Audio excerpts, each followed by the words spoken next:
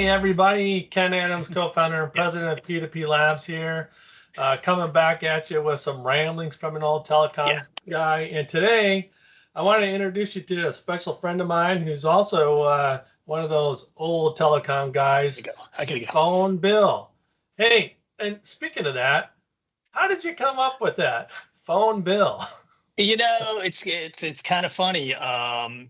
During the pandemic, like in 2021, when we first met, I think around 2020 we first met, and I was kind of diving into some more social media, some marketing stuff because I'm not a sales guy, I'm not a marketing guy, but I had a lot of spare time. We all did, right? Like we all did, right? Yeah, and so I started diving into LinkedIn quite a bit because I'm like, it's free.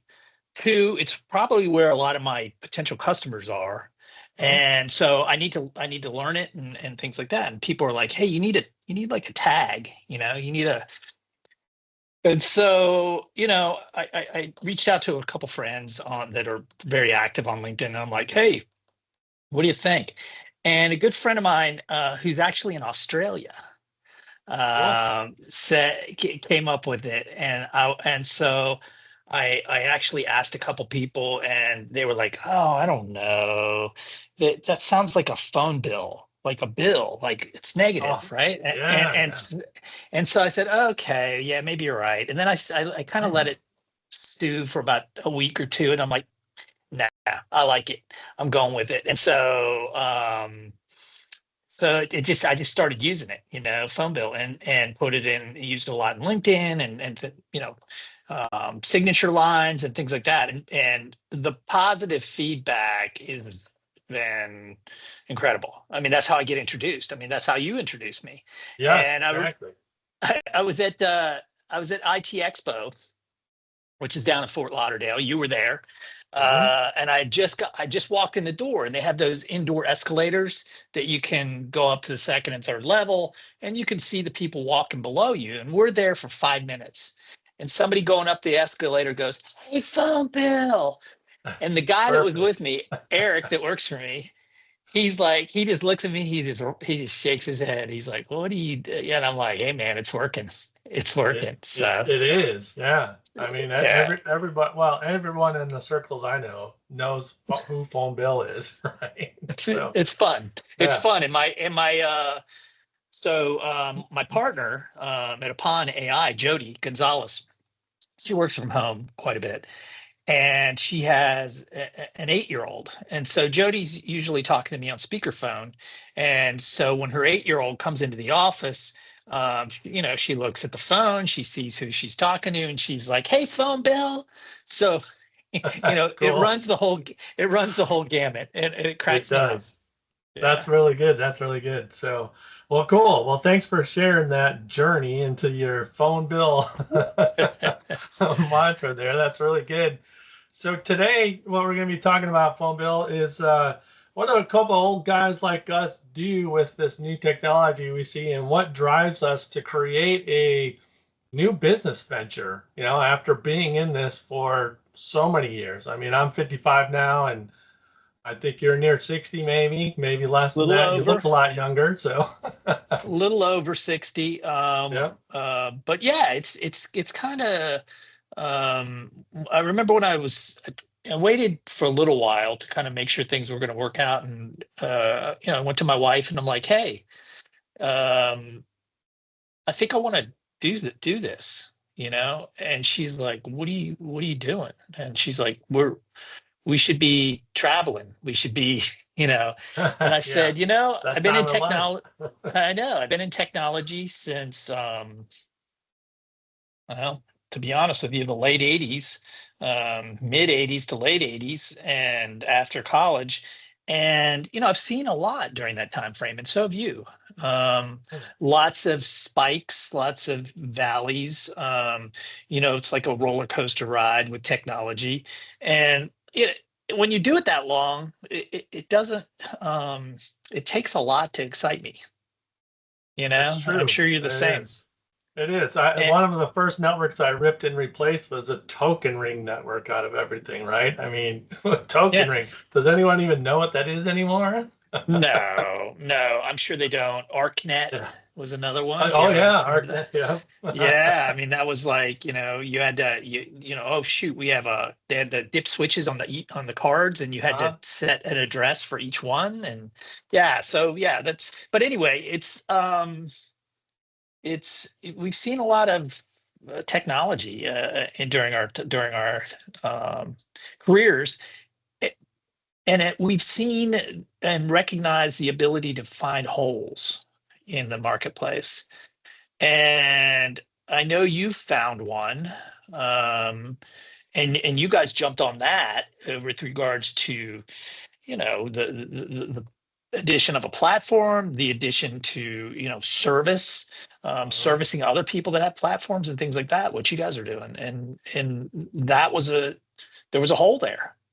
Right. And you saw the opportunity, and I can appreciate what you guys are doing over there, at P2P, and it's pretty cool. But with that being said, I also, being in a similar industry, recognized that how big AI was.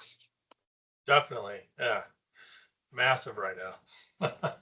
Crazy. And I think so this is, in 2022, 2023, I was like, okay, so we got this, chat GPT, and so that's kind of helping with the whole, uh, letting the general public understand Mhm. AI a little bit, you know.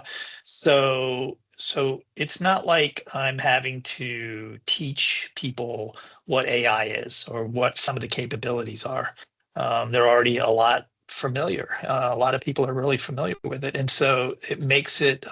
It's not an uphill battle like in the past when you and I would introduce a new technology to our client base.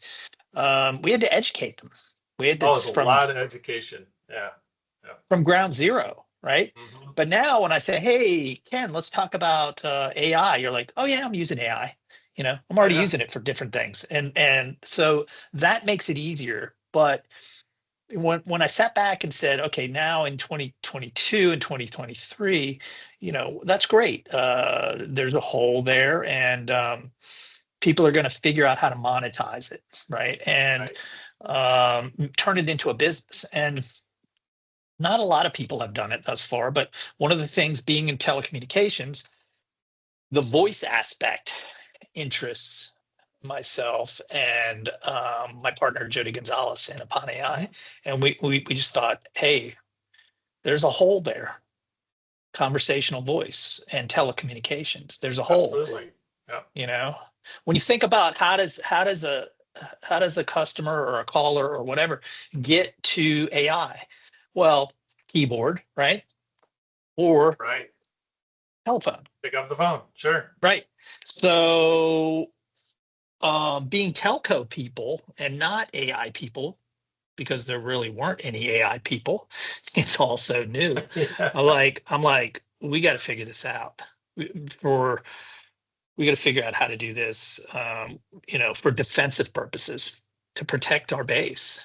Yeah, You know, definitely. And for people tuning in, if you're not quite sure which direction you're going, because maybe you're not in the industry, something like that. So we've all been on an IVR system or an automated attendance system that we have to enter a code in, and then this thing talks to us, but it doesn't really listen to us because when you ask it for an agent 50 times, it's still asking you to enter the last four digits of your social security number, right?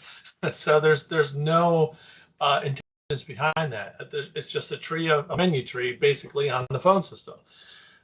So the difference here is with AI. AI can now actually semi-intelligently talk back to us. It will get to the point where it will be very intelligent in talking back to right? us, right? And I see that need that you guys are filling there with the Pon AI because it is, I mean, in my own experience, it's frustrating. You just want to talk to somebody live sometime because when you're talking to a IVR type system these days, right? It's like, come on, do we have to do this?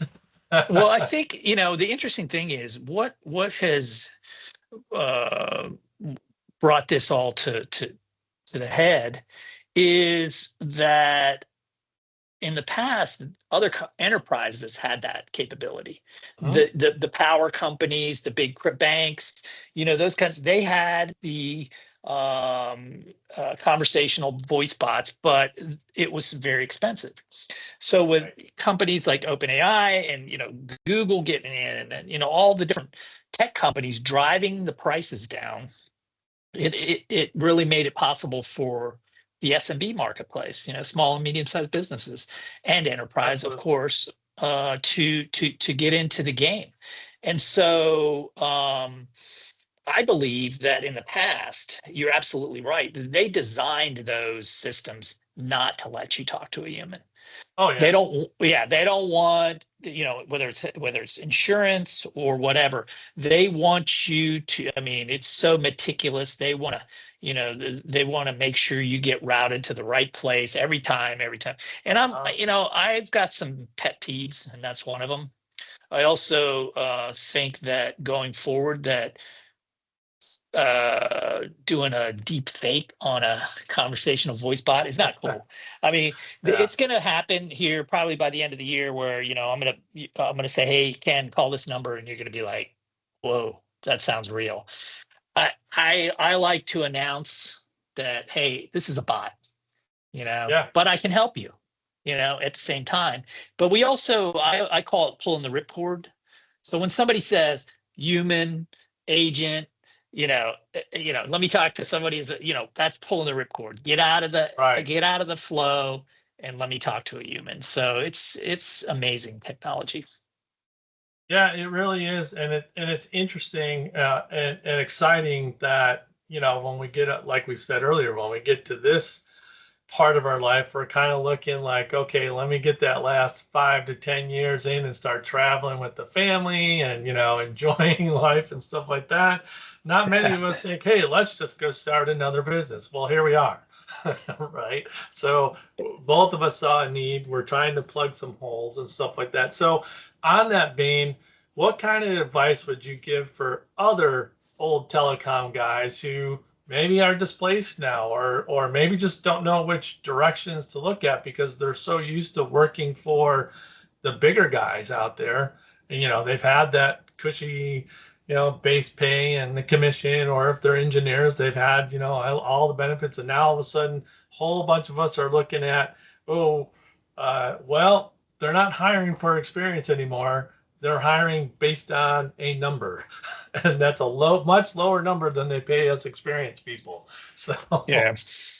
It's to be job searching, at 50 plus or 55 plus is not something that sounds too fun to me. On the entrepreneurial side of things, you know, maybe it is your opportunity at 50 or 52 or 60, yeah. to take a jump into it. You can do it without a lot of risk if you're careful. You can also have, like a side hustle to help fund your new company, Right. like to pay the bills and that kind of stuff. Ease into it, do some consulting. Everybody in the industry always likes a skilled, talented, engineer, voice person, networking person, cybersecurity person, and things like that. So one of the things you could look at is fractional stuff. Absolutely. Yep. Like, hey, listen, Ken, I know you don't need, a cyber guy full time. Why don't I give you 20 hours a month? Mhm. And here's what I'm going to do for you. I'm going to do audits. I'm going to do, report back to you my findings. I'm going to make recommendations of how to tighten up your security, things like that. I mean, same thing could be true for, a voice platform or a computer network. Just offer your expertise, because your expertise will speak, and try to find those companies like P2P or upon Right. AI Right. that may not be in a position to need, or in our case, being somewhat of a startup, but very much of a startup, Mhm. do we have the funds to hire a full-time voice engineer, for example? Right. So that might be some advice for that. Yeah, I agree with that, and I think for those of us over 55 plus who are looking at not ready to be done with our careers yet, but we're forced to be done in some ways, right? Right. You have a ton of experience, just like Phone Bill just said.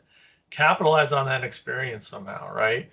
Again, it could be something fractional, it could be consulting, it could, be taking that experience and rolling it into creating a custom GPT with dump your whole brain into it, right? And then sell that on a monthly basis. So there's a lot of things that we can do quickly now with AI and some of these AI technologies to actually make a little bit of an income. It's not all free, guys, right? I know, you can get your free version of ChatGPT and stuff like that, but you're limited. So instead of using that for like helping just you, like craft an email or craft a new resume or something like that, think about what you could do with your knowledge by creating a GPT that you could literally sell on a monthly basis to other telco companies that are missing some of that engineering prowess or missing, a good, even from a sales aspect, you could interview 4 or 5 of the top sales guys at different companies and get their information into an LLM, package that into a GPT and sell that for an MRC every month, right? So think outside of the box is what I think we're both saying here. With the new technology, there's so much opportunity if you look for it. Yeah, and if you find yourself in a position where you are of our age category, then one of the things that I would highly recommend is networking. Absolutely. Many people I see are very hesitant to network with competitors. I, on the other hand, go after it. Like, whether you're in Pennsylvania, I'm in Virginia, by the way, and, Pennsylvania, North Carolina, Florida, the whole Eastern Seaboard. Are they my competitors? Maybe in the voice world, in the UCAS world, or in the MSP world, but that's okay. There's plenty of business out there for everybody. It's better to have a good connection. Yeah, I agree, because at some point that connection will refer you to somebody else, even if they're not using your services. So I think there is a little bit of a lost art there. And I think we lost a lot of that during the COVID area where like today, we all get on a video conference and talk to each other, right? We were just discussing that too in our own businesses. Like maybe it's time for road trips again. Let's get out and visit some customers and go to some of these networking events that died down for a while, to be honest. Like there's a couple of new ones that popped up here in the Tampa area that I'm seriously considering joining now. So listen, convenience, it's the video conference world. I mean, you're in Florida, I'm in Virginia. We see each other a couple times a year. But because we're able to do this, we're a lot closer, or text or phone calls and things like that. But you can't replace face-to-face. And I'll give you an example. Last Wednesday, I got called into a meeting here in town with my biggest client, been my client for 20 years. And the CEO was there, the COO was there, the head of training and a couple other people were there. And we were talking about an AI product. This is in the automotive world. And I walked into the room and CEO was already in there, and she comes over to me and gives me a big giant hug. She's like, "Oh my gosh, I haven't seen you in forever." Like, even though we've been on meetings like this, so I think you're onto something. It probably will not be the way it was back in the day. Right. But I think it's a good idea to, at the beginning of the year, maybe take a list of all your clients and say, I will see each of them this year, at least once, face to face for just a review. Like, hey, how you doing? Take them to lunch, whatever. So, it's absolutely. different marketplace. even if you have that 10 minutes with them at a trade show, right, for coffee or something, just make sure you connect. Get that on your calendar at some point. I think. Anyways, so Phone Bill, thanks so much for joining me today. Any parting words of wisdom you want before we sign off here? Yeah, I just think that we were talking about this before we went, started recording. Like you got to have fun. Yeah, that's a big, big thing. My dad told me when I was very young. He said, if you're not having fun at what you do, you need to be doing something else. Life is too short, and if you can't smile, laugh, joke along with your serious stuff, then you need to find something else. And so maybe it's time for people to find other things. And this AI technology that's out is going to change the marketplace. And I think that the people that don't embrace it and don't get on board are going to miss out. They're going to miss out significantly. They are. Yeah, I agree. And similar, one of the things for me, it's my whole career has been, the day that I want to stop learning is the day I need to find something else. Right. So, and here we are, a whole new world to learn. And I'm having a lot of fun diving into multiple facets of AI, actually. Drinking from the fire hose, exactly. Drinking from the fire hose for the last 2 years. I mean, literally, think about it, Ken. 3 years ago, I don't know about you, I didn't know anything about AI really. No, and then I was like, so it's like, yeah, we need to learn this. And I mean, you go down that rabbit hole, and there's lots of rabbits, and there's lots of holes, and that's so the biggest challenge is, using your time wisely, right? Don't get let's we don't need to be bleeding edge. Let's go with the mob. Let's make sure we move with the mob, and take a look at the unique products and services that are coming up. But because you can't predict which one of those is going to be the home run. Oh, no way. Yeah. So don't go all in on anything, right? Right. Exactly. Yeah. Well, hey, this has been great, Phone Bill, and thanks for joining me on another session of Ramblings from in this case, old telecom guys. So I really appreciate it. All right, I got to go take a nap. I'll join you. All right, buddy. Have a good one.